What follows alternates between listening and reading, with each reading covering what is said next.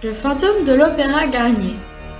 Gaston Leroux s'est inspiré de légendes pour écrire son roman, qui s'intitule Le fantôme de l'Opéra. La légende raconte que dans le célèbre Opéra Garnier, l'Opéra de Paris, erre dans les couloirs un mystérieux fantôme portant un masque de théâtre. Tout commence le 28 octobre 1873, quand un jeune pianiste aurait eu le visage brûlé dans un incendie qui eut lieu au conservatoire de la rue Lepelletier.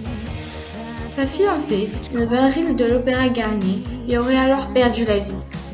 Peu de temps après, un technicien chargé de lever les rideaux est retrouvé pendu à une poutre et encore, le grand lustre d'une salle se décrocha du plafond. Après cela, de nombreux événements étranges se produisirent. La légende raconte que le fantôme tomba amoureux d'une jeune chanteuse, nommée Christine.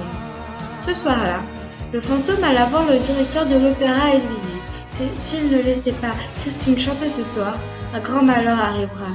Bien sûr, le directeur ne crut pas un traître mourir. Et quand la chanteuse Carlotta commença sa prestation, des grenouilles sont sorties de sa bouche. La chanteuse Christine, pour sauver le spectacle, chanta à sa place.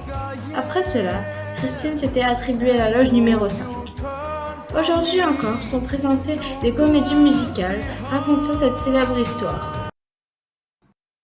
La première représentation sur scène de la comédie musicale se joue dans le théâtre Her Majesty de Londres depuis le 9 octobre 1986, dans une rue appelée le Haymarket, en Angleterre.